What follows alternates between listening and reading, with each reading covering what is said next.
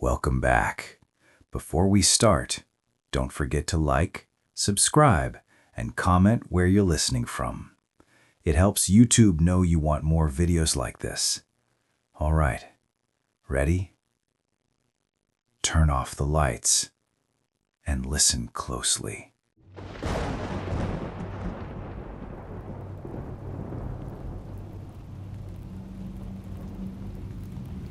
I need to start by saying I'm using a throwaway account to share this, and I've taken extensive measures to protect my identity. What I'm about to tell you happened 3 years ago, and I still have nightmares about it. I still check over my shoulder, and I'll never, ever go back to that part of the internet again. My name doesn't matter. What matters is that in 2021, I was a cybersecurity researcher working for a mid-sized firm in Seattle. Part of my job involved monitoring dark web marketplaces and forums to track emerging cyber threats, stolen data dumps, and new malware strains. It sounds more exciting than it was. Most of the time I was just cataloging credit card numbers and watching script kiddies try to sell hacking tools that were actually just renamed legitimate software. I'd been doing this work for about 2 years, and I thought I'd seen everything. Weapons sales, drug markets, counterfeit documents, even the occasional hitman for hire scam. They're always scams, by the way. Real contract killers don't advertise on public forums. But I was wrong. I hadn't seen everything. In August of 2021, I was monitoring a forum called The Grotto. I'm changing the name, but that's close enough. It was a relatively new forum that had gained popularity among the more technically sophisticated dark web users. The kind of place where actual criminals hung out, not just curious teenagers. I was scanning through threads, taking notes, when I saw a post that caught my attention. The title was simple: Live Service. Special requests honored.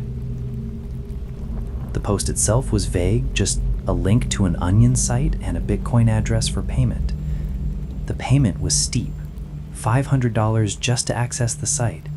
No refunds. This wasn't unusual. Lots of dark web services required upfront payment. What was unusual was the comments section.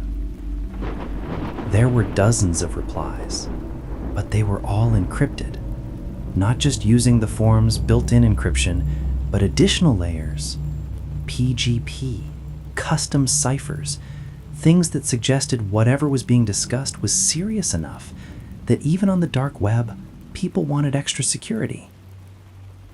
I managed to decrypt a few of the messages using some tools we had. Most were just requests for the Bitcoin address or questions about what's being offered. But one message from a user called Nightwatch made my stomach turn.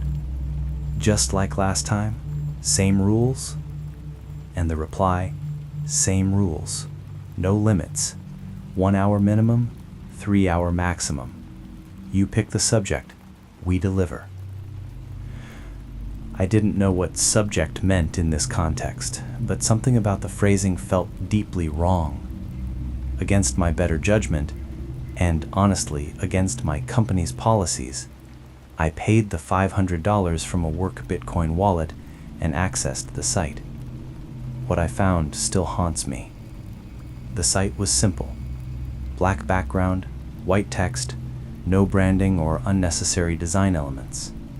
At the top, it said, "Welcome. Select your service." There were 3 options: gallery, live stream, custom request. I clicked on gallery first. It was a collection of videos, hundreds of them, each with a thumbnail and a timestamp. I clicked on one at random, and for the first few seconds, it just showed an empty room. Concrete walls, a single light bulb hanging from the ceiling, a metal chair in the center. Then, someone was pushed into the frame. A person, I couldn't tell the age or gender at first because they were wearing a hood, was forced into the chair and restrained with zip ties, and then the hood was removed. I closed the video immediately. I couldn't watch. I didn't need to see more to understand what this site was. It was a red room. For those who don't know, a red room is one of the darkest urban legends of the internet.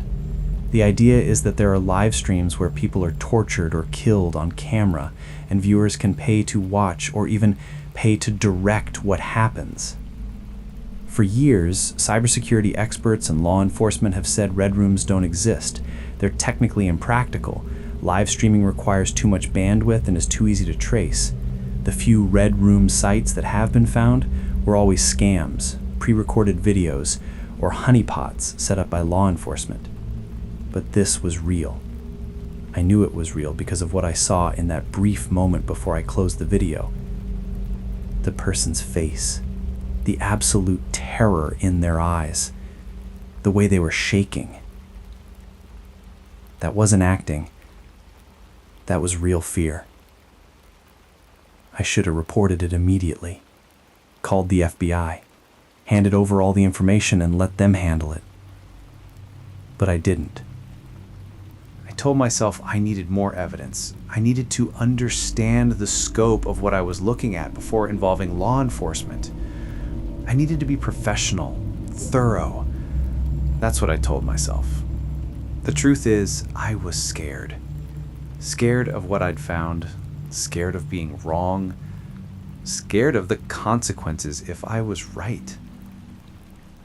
I spent the next 3 hours exploring the site, taking screenshots, documenting everything. The live stream option showed a schedule, different time slots, different subjects, different price points. The cheapest was $2,000 for a 1-hour session. The most expensive was $50,000 for 3 hours with full control. Full control. I didn't want to know what that meant. The custom request option was even worse. It was a form where you could submit specific requests: gender, age range, appearance, and then a text box for special instructions. Reading through some of the sample requests that had been posted as examples made me physically ill. I'm not going to repeat them here. I can't. Even typing this 3 years later, I feel nauseous thinking about what people had requested. At the bottom of the page was a warning. All services are final. No refunds. No questions. Discretion guaranteed. We never miss a deadline. That last line chilled me. We never miss a deadline. It sounded like customer service language, but in this context, it meant something far more sinister. I took everything I'd found, screenshots, the Onion address, the Bitcoin wallet information, and I reported it. Not to my company, but directly to the FBI's Internet Crime Complaint Center. I submitted the report anonymously, using Tor and disposable email addresses. I didn't want my name attached to this. I just wanted someone to investigate and shut it down. Then I tried to forget about it. I told myself I'd done the right thing, that the FBI would handle it, that I could move on. But 2 weeks later, I got a message. It came through an encrypted email service I'd used once years ago for a different project, an email address I'd forgotten about, that I'd never given to anyone. The message was short. You shouldn't have looked. Now we're looking back. No sender information, no signature, just that one sentence. I panicked. I checked my computer for malware, changed all my passwords, ran every security scan I could think of. Nothing. My system was clean. But the messages kept coming. Every few days, I'd get another one. Sometimes it was just a screenshot from the Red Room site, one I'd taken, proving they knew it was me who had accessed it. Sometimes it was personal information, my address, my workplace, names of my family members. They knew who I was, and they wanted me to know that they knew. I went to the police, but what could I tell them? That I'd accessed an illegal dark website and now someone was sending me threatening emails? I'd be admitting to a crime myself, and without concrete threats of violence, there wasn't much they could do. I hired a private cybersecurity consultant, someone who specialized in dark web threats. He told me that what I was experiencing was a common intimidation tactic used by dark web operators when they felt threatened. They want you scared, he said. They want you to know that they can reach you. But actually doing something? That's rare. It's all about fear. His words didn't comfort me much, especially when the messages started to change. Your sister Jennifer looks happy in Portland. Would be a shame if something happened.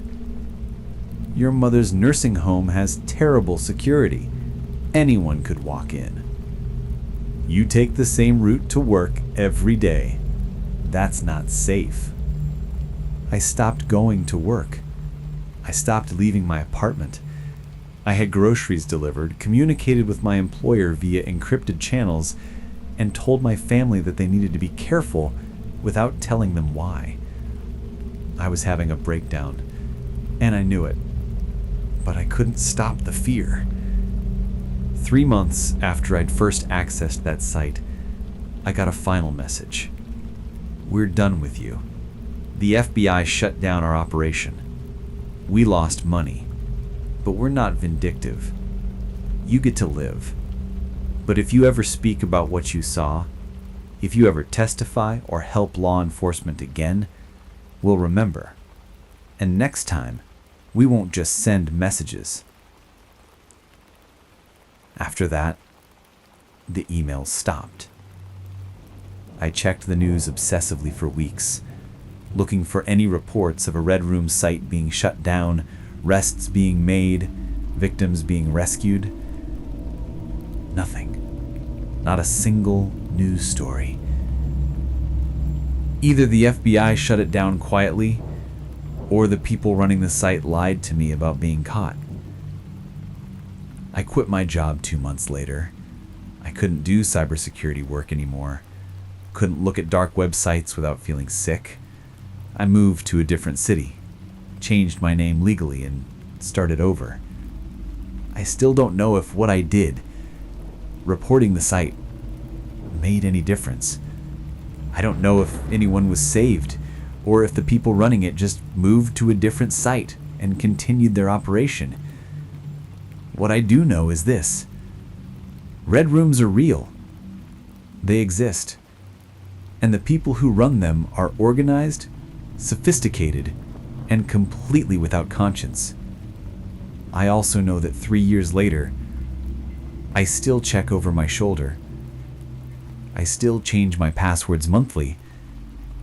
I still wonder if they're watching, if they remember me, if the promise to leave me alone was genuine or just another intimidation tactic.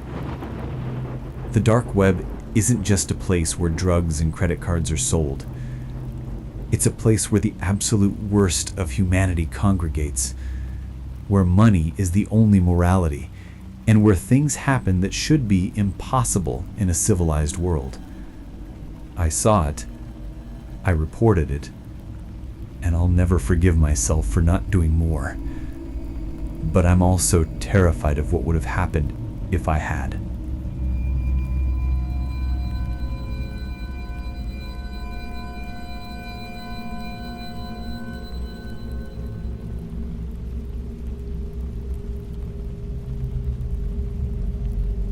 My name is Marcus, and I used to be a journalist, specializing in cybercrime and dark web investigations. I say used to be because after what happened in 2019, I left journalism altogether and now work as a middle school teacher. It's safer. Boring, but safer. This story involves something I discovered while researching a piece about dark web marketplaces. I was working for a mid-size online publication, and my editor wanted a deep dive article about how easy it was for ordinary people to access illegal services online. I'd done this kind of work before. I knew how to use Tor, how to navigate onion sites, how to protect my identity. I'd reported on drug markets, counterfeit currency, stolen identities, all the usual dark web fare. But this time, I found something different. I was browsing a forum called Ebonreach, not the real name, looking for interview subjects and interesting angles for my article. Most of the posts were mundane, people arguing about Bitcoin, discussing VPN services, sharing links to various marketplaces. Then I found a thread titled Inheritance. The original post was cryptic, looking for next of kin, subject deceased, digital assets available for transfer, serious inquiries only. It had dozens of replies, but they were all from the same user, the thread creator, responding to private messages. The responses were all similar: verified, transfer initiated, confirmed, access granted, accepted, welcome. I sent a private message to the user, identifying myself as a journalist, and asking if I could interview them about what they were offering. The response came within minutes. "You're not law enforcement." "No, I'm a journalist. I can provide verification." "Verification isn't necessary. I know who you are, Marcus. I know you write for Redacted. I know you live in Brooklyn. I know you're exactly who you say you are." That should have been my first warning sign. They knew things about me that I hadn't disclosed, but I was curious. Curiosity is a dangerous thing when dealing with the dark web.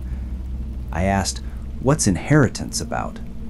When someone dies, they leave behind digital assets, email accounts, social media, cryptocurrency wallets, cloud storage.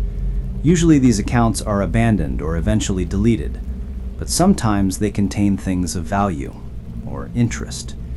I specialize in acquiring these accounts and selling them to interested parties. "So you're a hacker?" "I prefer the term digital estate broker. I acquire access to deceased individuals' online presence and transfer it to new owners. Sometimes family members looking for closure, sometimes researchers looking for data, sometimes people with other interests." Other interests? People have secrets, Marcus. Things they hide in their private accounts. Things they don't want anyone to find. But when they die unexpectedly, those secrets don't die with them. They sit in email accounts, in cloud drives, in encrypted folders, waiting to be discovered. I was intrigued, both professionally and morbidly. Can you give me an example? Without identifying anyone specifically? There was a long pause. Then, "I have something that might interest you, given your line of work. A journalist's account, someone who was investigating dark web crimes, just like you. Died in a car accident 6 months ago. Their work was never published. All their research, all their sources, all their findings, locked in their accounts. Would you like access?" This was exactly the kind of lead that could make my article something special. A deceased journalist's unpublished dark web investigation? That was a story. "How much?" "For you, free. Consider it a professional courtesy, journalist to journalist." Red flag. Nobody on the dark web does anything for free. But I ignored it. I wanted that story. They sent me login credentials for an email account and a cloud storage service. I used a virtual machine and additional security measures before accessing them, but I accessed them. The email account belonged to a woman named Sarah Voss. I looked her up. She was real. 29 years old, freelance journalist, died in a single vehicle accident in Oregon 6 months prior. According to the police report, she'd lost control of her car on a mountain road and gone over an embankment. Her email account was exactly what you'd expect from a journalist: correspondence with editors, interview transcripts, research notes. But her cloud storage was something else entirely. She'd been investigating a dark web service called The Commons. It was apparently a subscription-based platform where users could upload and share illegal content. Exploitation material, stolen private videos, revenge porn, things I won't describe in detail here. But that wasn't what made it special. What made The Commons different was its request feature.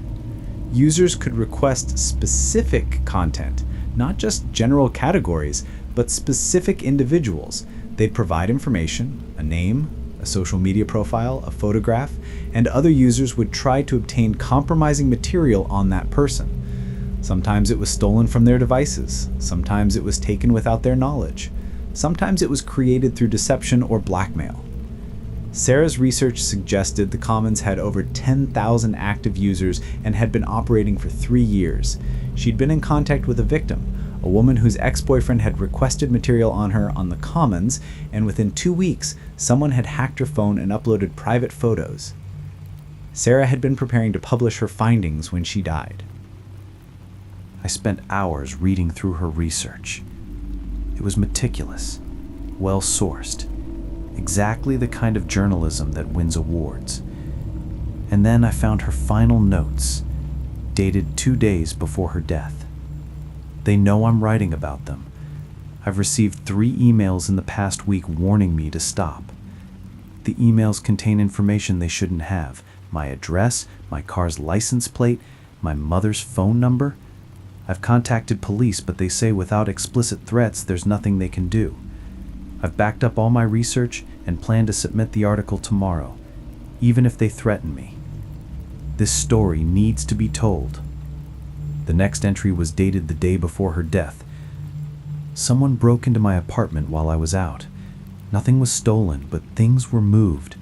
My laptop was open to a document I'd been working on. The message was clear: we can reach you any time. I'm staying with a friend tonight and submitting the article in the morning. There were no more entries after that. Sarah Voss died in a car accident the next day. According to the police report, there was no evidence of foul play. The road was dangerous, the weather was poor, accidents happened. But reading her notes, knowing what she'd been investigating, I didn't believe it was an accident. I sat there for a long time, staring at the screen, trying to decide what to do. Then I got an email to my personal email address, the one I hadn't used to access Sarah's accounts. Did you enjoy the inheritance? It was from the digital estate broker. I didn't reply, but another email came immediately after. Sarah was a good journalist, thorough, persistent. She would have published her article, and we would have lost money, a lot of money. So we made sure she couldn't publish. My blood ran cold. You're wondering if we killed her. Let's say we created circumstances that led to her accident. Let's say we're very good at creating circumstances. And let's say that if you're thinking of finishing her work, we'll create circumstances for you too. I closed my laptop. I sat in my apartment with my lights off, curtains drawn, for 3 hours trying to process what I'd just learned. I had proof of a murder, or at least proof of a murder confession, but the proof was in an illegally accessed email account, obtained from a dark web criminal. Was no way to verify its authenticity. I couldn't go to the police. I couldn't publish it. I couldn't do anything without putting myself at risk. So, I did nothing. I deleted all of Sarah's files from my computer. I destroyed the virtual machine I'd used to access them.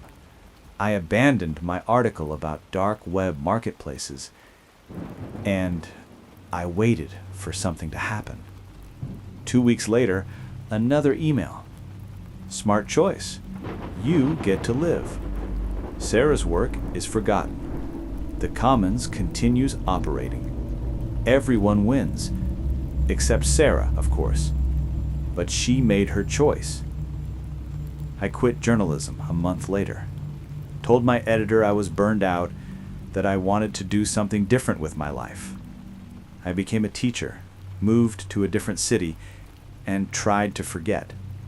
But I can't forget Sarah Voss. I can't forget that she was killed for trying to expose a dark web service that victimizes thousands of people.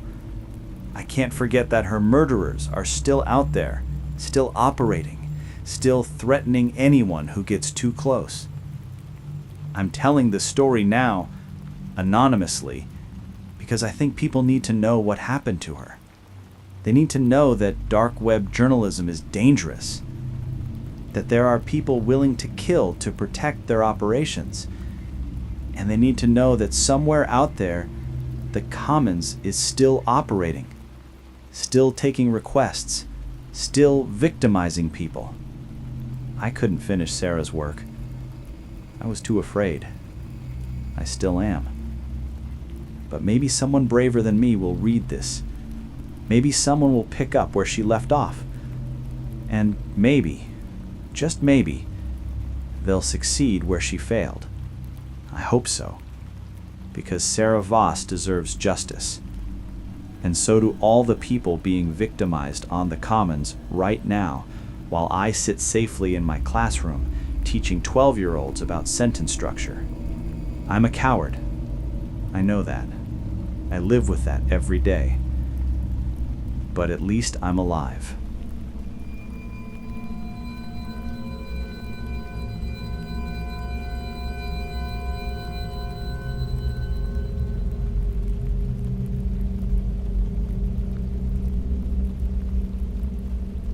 I work in digital forensics for a law enforcement agency. I can't tell you which one, but it's federal, and we handle cybercrimes. My job involves analyzing devices, recovering deleted data, and tracing digital footprints. Most of my work is routine. Fraud cases, child exploitation investigations, drug trafficking. It's grim work, but necessary. Someone has to do it. This case was different. In March of 2020, right as COVID was shutting everything down, we received a laptop from a local police department. It had been recovered during a wellness check on a man named David Reese, 42, who'd been found dead in his apartment from an apparent suicide. Suicide is tragic but not unusual, and normally we wouldn't analyze a device in the suicide case. But the officers who found him had noticed something strange. His apartment was covered in printed pages, hundreds of them, maybe thousands, taped to every wall, covering every surface.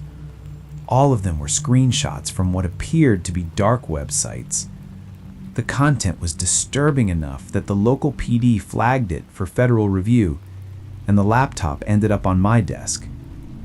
I booted up the device in our secure analysis environment and immediately saw that David had been using Tor extensively. His browser history showed dozens of onion sites, most of which were forums or marketplaces. But one site appeared more frequently than any other. It was bookmarked, and David had visited it daily for the past 6 months. The site was called Confession. I accessed it through our own Tor setup and found a simple interface: black background, white text, minimal design. At the top it said, "Your secrets are safe here. Tell us what you've done. Judgment is not allowed." It was a confession forum, a place where people could anonymously admit to crimes, sins, terrible things they'd done. The kind of place that would be a goldmine for law enforcement, except that everything was anonymous and encrypted. I started reading through David's posts. He'd made over 200 of them. The early posts were relatively benign: cheating on taxes, lying to his family, small moral failures that most people probably commit at some point in their lives. But as the months progressed, the confessions turned darker. He talked about hurting people, not physically, but emotionally, manipulating friends, sabotaging colleagues, destroying relationships for his own entertainment. Then the confessions turned disturbing. He described fantasies, violent fantasies. He never claimed to have acted on them, but they were detailed, specific, and extremely graphic. Other users would reply to his posts, not with judgment that was explicitly forbidden by the site's rules, but with encouragement, validation, suggestions for how to act on his fantasies without getting caught. I read through months of this, David's descent into darker and darker thoughts, encouraged by a community of anonymous users who seemed to revel in his darkness. Then, about 2 months before his death, something changed. David posted, "I did it. I finally did it. I'm not going to say what, but I crossed the line, and it felt incredible. But now I'm scared. What if I get caught?" The replies were immediate and consistent. "You won't get caught if you're careful. Tell us more. Details." David posted again. "I can't give details, but it was everything I imagined. The power. The control. I want to do it again, but I'm terrified." Over the next several weeks, David's posts became increasingly paranoid. He was convinced police were watching him. He thought his neighbors suspected something. He believed people were following him. But when I cross-referenced his confessions with our criminal databases, I found nothing. No reports of crimes that matched his timeline or location. No missing persons. No unsolved cases. Either David had been extremely careful, or he'd been fantasizing and hadn't actually done anything. Then I found the final posts, written in the week before his death. They're inside my head now. I don't know how, but they can hear my thoughts. They know what I did. They know what I'm planning. There's no escape. They're in my head. And then, the only way out is to end it. They win. I can't live with them inside my head. His last post, made hours before his death. To anyone reading this, don't confess. Don't tell them your secrets. Once they know, they own you. They're always watching, always listening. There's no privacy. There's no safety. They are everywhere. I sat back, trying to make sense of what I'd read. Had David actually committed a crime? Had the guilt and paranoia driven him to suicide? Or had he simply lost his mind, driven insane by his own dark thoughts and the encouragement of strangers on a dark web forum? I decided to dig deeper into the confession site itself. I created an anonymous account and started reading through other users' posts. There were thousands of them, confessions ranging from minor indiscretions to horrifying crimes. And in every thread, there were replies, encouraging replies, validating replies, replies that seemed designed to push people further into their darkness. I started to notice patterns. Certain usernames appeared frequently, always offering the same kind of encouragement, always using similar language. I ran linguistic analysis on their posts and discovered something disturbing. Many of the users weren't people at all. They were bots, automated responses designed to encourage confessions, validate dark impulses, and push users toward acting on their fantasies. The site wasn't a support forum for people struggling with dark thoughts. It was a machine designed to create criminals, or in David's case, to drive people insane. I reported my findings to my supervisors, and they elevated it to our cyber task force. Within 3 weeks, they'd traced the site's infrastructure and identified the person running it. He was a computer science graduate student at a university in Eastern Europe, conducting what he called research into moral psychology and decision-making. He claimed the site was an experiment. He wanted to see how people's confessions would evolve over time, whether validation from strangers would encourage them to act on antisocial impulses, whether creating an environment free of judgment would lead to increased crime. He'd been running the site for 2 years. In that time, over 50,000 users had made confessions. And according to his research data, which he'd helpfully compiled, approximately 12% of users who'd confessed to violent fantasies had gone on to commit actual violent crimes after receiving encouragement from the bots. He'd created over 6,000 criminals, and he considered it a successful experiment. He was arrested and charged with various cybercrimes. The site was seized and shut down. But here's the thing that still haunts me. David Rees might not have been one of the 12% who acted on his fantasies. He might have just been driven insane by guilt over things he only imagined doing. We investigated his life thoroughly. We found no victims, no evidence of any crimes beyond tax evasion and some minor fraud. David might have killed himself over confessions of crimes he never committed, pushed to suicide by bots programmed to validate his darkest thoughts. Or he might have killed himself because he did commit a crime, and we simply haven't found the evidence yet. We'll probably never know.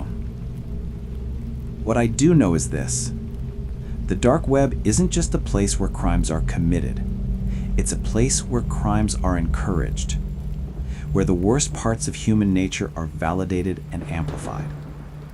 And in David's case, whether he was a criminal or just a troubled man with dark fantasies, the result was the same.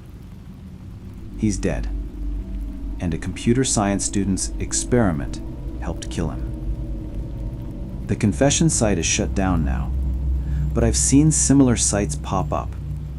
They're still out there, still collecting confessions, still encouraging people to act on their worst impulses. And I wonder how many more David Reeses are out there, typing confessions into the void, believing they're anonymous and safe, not realizing that their secrets are being used against them. Secrets have power. On the dark web, that power is weaponized, and sometimes the weapon turns on the person holding it.